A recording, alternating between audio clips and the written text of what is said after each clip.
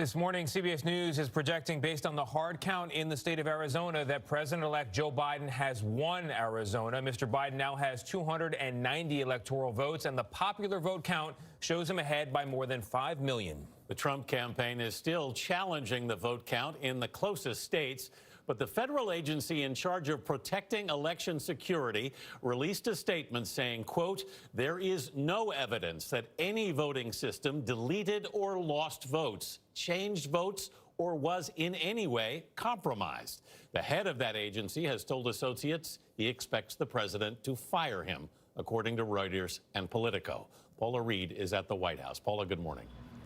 Good morning. Anthony, several advisors to President Trump tell CBS News the president is increasingly aware that he just cannot litigate his way to 270 electoral votes. But they also tell us the president wants to be seen as a fighter so he can continue to fundraise and pay down campaign debts. Now, last night, President-elect Joe Biden's new chief of staff, he did an interview where he laid out the risks of continuing to delay this transition. In his first interview since being named President-elect Joe Biden's chief of staff, Ron Klain warned the Trump administration's refusal to cooperate in the transfer of power will soon begin to have real impacts. We're in a COVID crisis. Right now, there are officials inside the Department of Health and Human Services who are busy planning a vaccination campaign for the months of February and March, when Joe Biden will be president.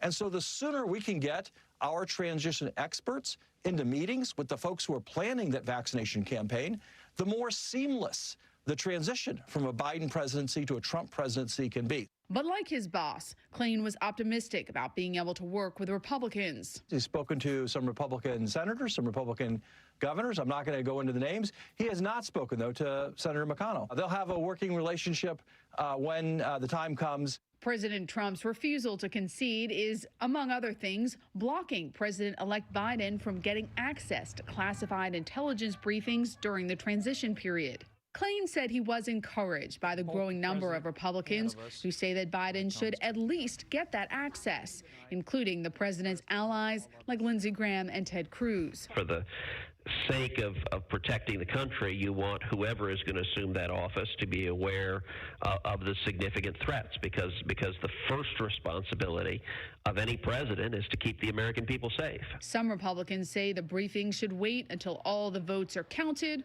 or recounted. Let's finish counting the votes, and there'll be plenty of time. He's not president right now. Don't know if he'll be president January 20th, but whoever is, will get the information. This morning, China reached out to President-elect Joe Biden to congratulate him, becoming the most recent world power to do so. But it's nearly been a week since the results were called. And notably, Russia has not reached out to the incoming president. Historically, foreign leaders have waited for the loser to concede before reaching out to the new president. But as we've seen, President Trump at this point appears to have no plans to admit defeat. Gail. All right, Paula, thank you.